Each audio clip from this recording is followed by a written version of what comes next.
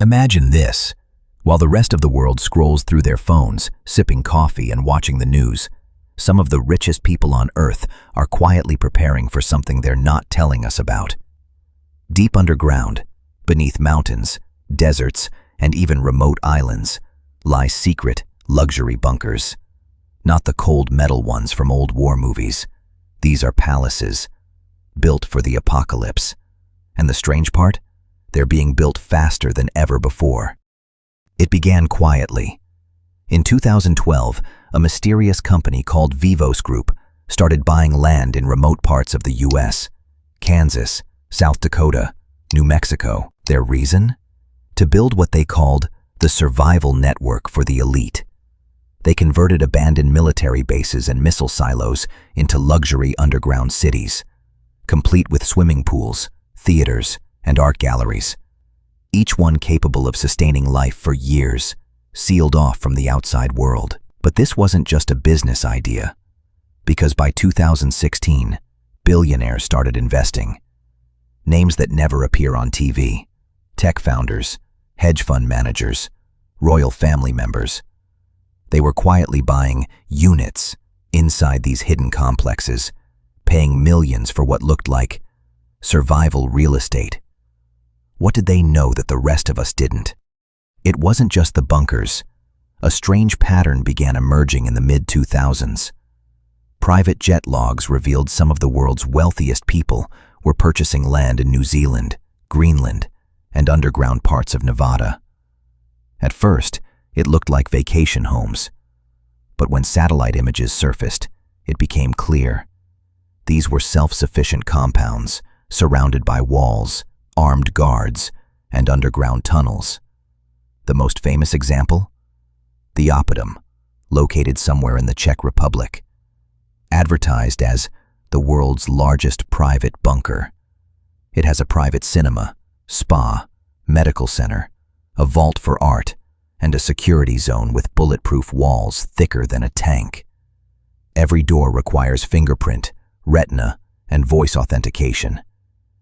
Inside, it looks like a luxury hotel. Chandeliers, marble floors, wine cellars.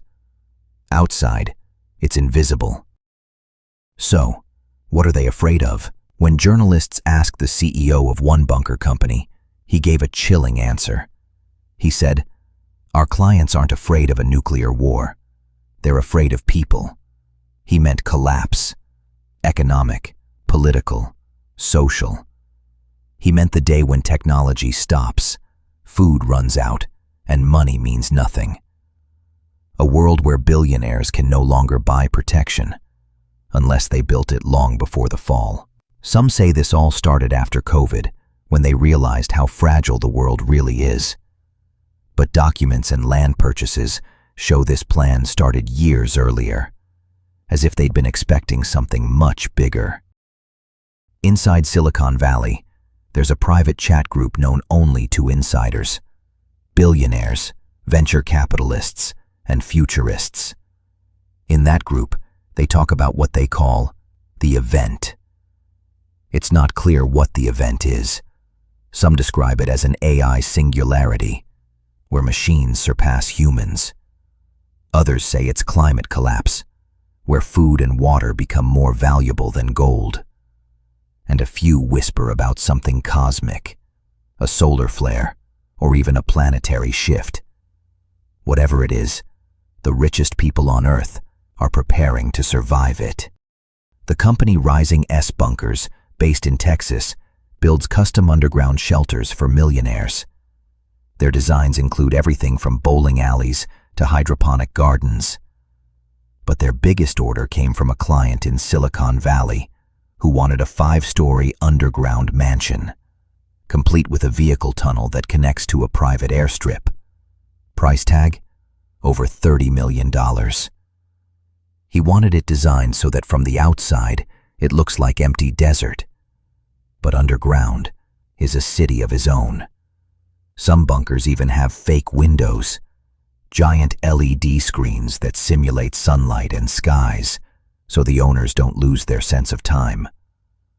Others have medical pods, surgical robots, and cryogenic storage.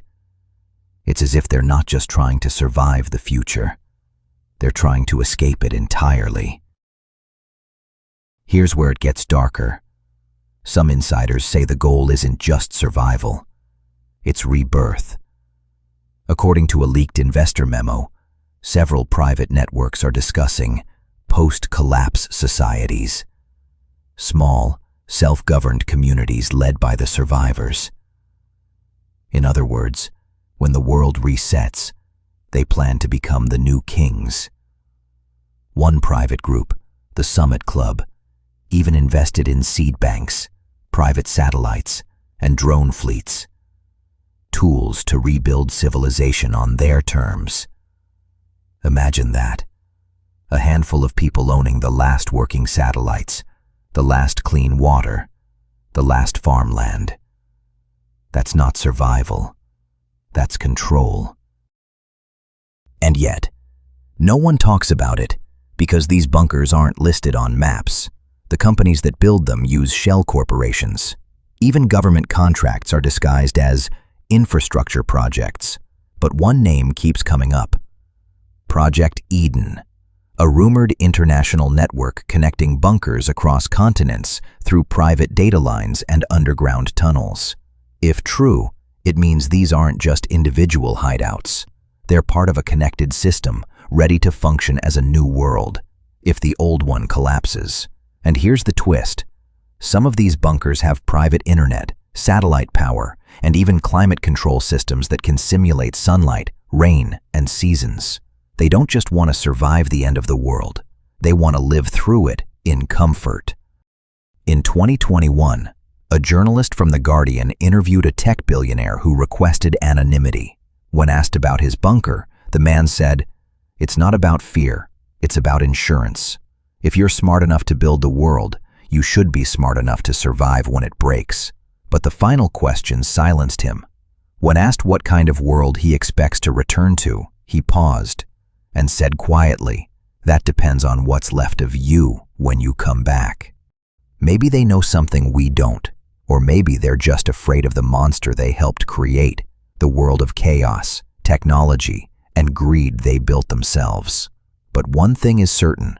While most people are looking up at the stars for hope, the richest are digging down, preparing for the darkness. And when the lights finally go out, the question isn't who survives, it's who deserves to. So tell me, if you had the money to survive the end of the world in luxury, would you do it? Or would you stay behind and face the truth with everyone else? Infonistic, where intelligence meets imagination.